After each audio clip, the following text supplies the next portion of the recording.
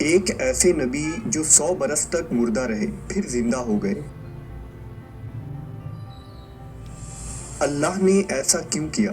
100 سالوں بعد جب وہ موت کی نیند سے اٹھے تو انہوں نے کیا دیکھا؟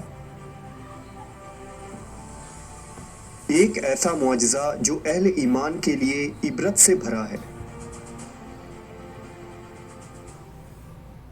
حضرت عزیر علیہ السلام بنی اسرائیل کے جلیل القدر پیغمبروں میں سے ایک تھے۔ آپ حضرت ہارون علیہ السلام کی اولاد میں سے تھے۔ ایک قول کے مطابق آپ کے والد کا نام سروخا تھا۔ آپ کا زمانہ بنی اسرائیل کی قید بابل سے رہائی کے بعد کا یعنی 6 صدی قبل مسیح کا زمانہ ہے۔ آپ علیہ السلام کو فلکیات کا علم تھا اور شریعت موسوی کے عالم بھی تھے۔ یہی وجہ تھی کہ آپ لوگوں میں بڑی قدر و منزلت کی نظر سے دیکھے جاتے تھے۔ آپ بڑے نیک اور خدا پرست انسان تھے۔ توریت میں حضرت عزیر علیہ السلام کے نام سے کتاب صحیفہ عزرا موجود ہے، لیکن اس میں آپ کی زندگی کے بارے میں بہت زیادہ معلومات نہیں ملتی۔ البتہ یہ پتہ چلتا ہے کہ 458 قبل مسیح میں جب ایران کے بادشاہ ارتخشتہ اول نے یہودی قیدیوں کو رہا کیا تو حضرت عزیر ان آزاد قیدیوں کے سربراہ کی حیثیت سے یروشلم آئے۔ یروشلم پہنچ کر آپ نے ہیکل سلیمانی میں باقاعدہ عبادت کی ترویج کی اور دیگر مذہبی رسومات کو پھر سے نافذ کیا اور یروشلم شہر میں بہت سارے تعمیری کام کروائے۔ اس کام میں شہنشاہ ایران دارا نے آپ کی بہت مدد کی۔ اس زمانے میں توریت کا کوئی حافظ زندہ نہ تھا اور نہ ہی توریت کا کوئی نسخہ موجود تھا، لہٰذا حضرت عزیر علیہ السلام کو فکر لاحق ہوئی کہ اب اللہ کے کلام کو عام لوگوں تک کیسے پہنچایا جائے۔ انہوں نے اسرائیلیوں کو جمع کیا۔ چونکہ آپ نے بچپن ہی میں توریت حفظ کر لی تھی لہٰذا اسے ان سب کے سامنے پڑھ کر تحریر کروایا۔ ایک دن کا واقعہ ہے کہ حضرت عزیر علیہ السلام اپنی زمین کی طرف نکلے۔ واپسی میں ایک ویران عمارت میں ٹھہر گئے۔ کیونکہ گرمی سخت تھی آپ اپنے گدھے سے اتر کر عمارت میں داخل ہوئے۔ آپ کے ساتھ کھانے کے 2 ٹوکرے تھے، ایک ٹوکرے میں انجیر اور دوسرے میں انگور تھے۔ آپ نے اپنے ساتھ موجودہ پیالہ نکالا اور اس میں انگور نچوڑے، پھر خشک روٹی نکالی اور اسے مشروب میں ڈال دیا تاکہ کچھ نرم اور میٹھی ہو جائے تو کھا لیں۔ پھر آپ تھوڑی دیر کے لیے لیٹ گئے۔ نظریں عمارت کے ویران چھت کی طرف اٹھی تو دیکھا کہ یہ عمارت اپنے عرشے پر کھڑی ہے اور اس کے رہنے والے مر کھپ چکے ہیں، جن کی بوسیدہ ہڈیاں بکھری پڑی ہیں۔ تو آپ علیہ السلام کی زبان سے بے ساختہ نکلا، اللہ کیسے ان کو موت کے بعد زندہ فرمائے گا؟ آپ کو یہ شک نہیں تھا کہ اللہ ان کو زندہ نہ فرمائے گا، بلکہ اس کی طریق و کیفیت پر تعجب کرتے ہوئے فرمایا تھا۔ پھر اللہ عز و جل نے حضرت جبرائیل کو ان کے پاس بھیجا، جنہوں نے حضرت عزیر کی روح قبض کر لی، اور پھر 100 سال تک اللہ نے ان کو یوں ہی موت کی نیند سلائے رکھا۔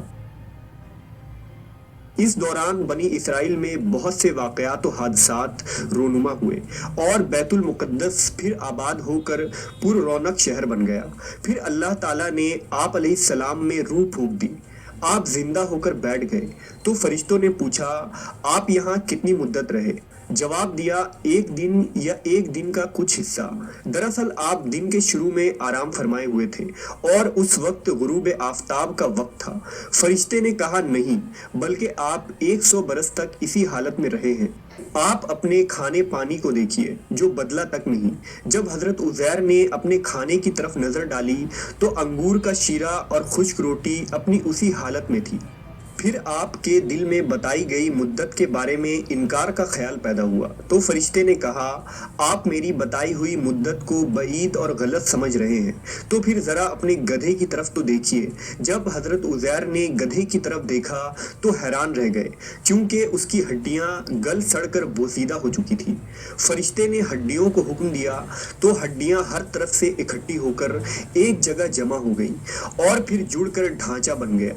حضرت عزیر حیران ہو کر اللہ کی قدرت کا نظارہ دیکھ رہے تھے۔ پھر اس ڈھانچے پر رگیں چڑھیں، پٹھے بنے، گوشت چڑھا اور پھر ان پر کھال اور بال آ گئے۔ پھر فرشتے نے اس میں پھونک ماری تو گدھا آسمان کی طرف اپنا سر اور کان اٹھائے آوازیں نکالتا کھڑا ہو گیا۔ جب حضرت عزیر نے قدرت الہی کی یہ نشانیاں دیکھیں تو بول اٹھے کہ میں یقین کرتا ہوں کہ اللہ ہر چیز پر قادر ہے۔ حضرت عزیر علیہ السلام اپنے گدھے پر سوار ہو کر اپنے محلے میں تشریف لائے تو لوگوں نے آپ کو نہیں پہچانا۔ آپ اپنا گھر بھی بھول چکے تھے۔ ڈھونڈتے ڈھونڈتے اپنے گھر پہنچے تو وہاں ایک نابینا اور اپاہج بڑھیا کو بیٹھے پایا جس کی عمر تقریباً 120 سال تھی۔ وہ وہاں کے رہائشوں کی والدہ تھی۔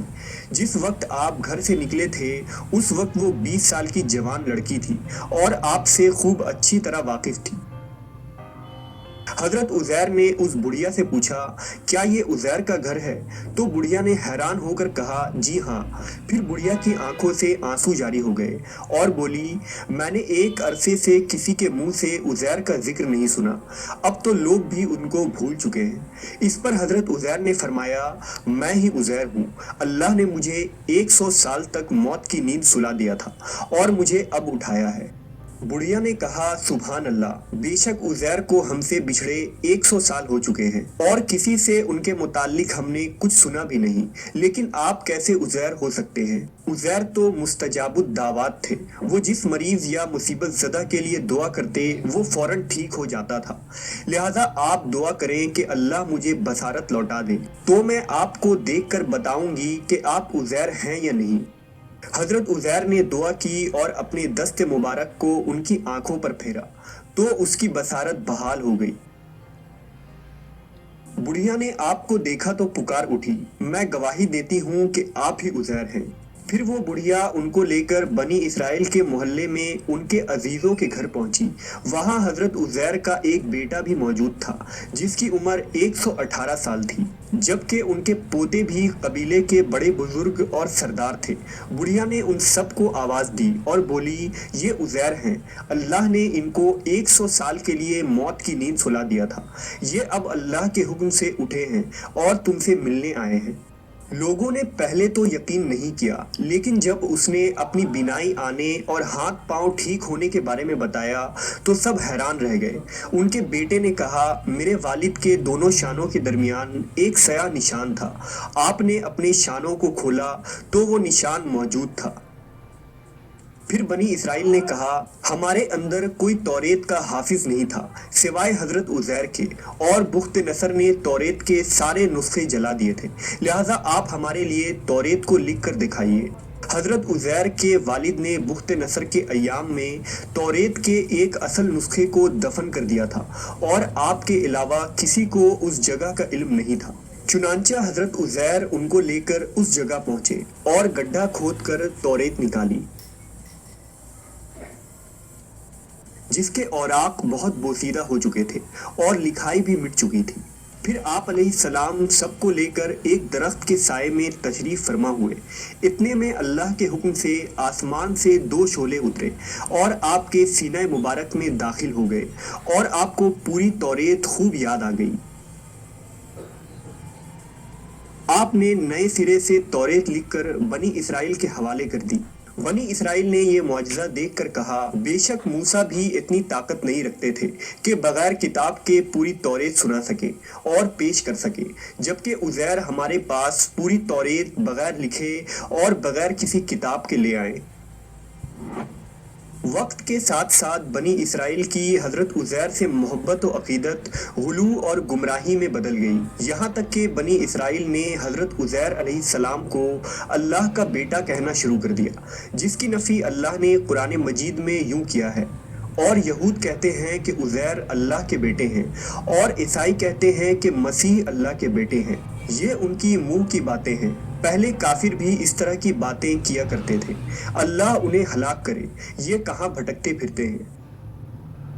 بے شک اللہ عز و جل ہر چیز پر قادر ہے۔ جس طرح اللہ نے 100 سال بعد نہ صرف حضرت عزیر کو دوبارہ اٹھایا بلکہ آپ کے گدھے کو بھی زندہ کیا، اسی طرح بروز قیامت اللہ تعالیٰ سب لوگوں کو حساب و کتاب کے لیے زندہ فرمائے گا۔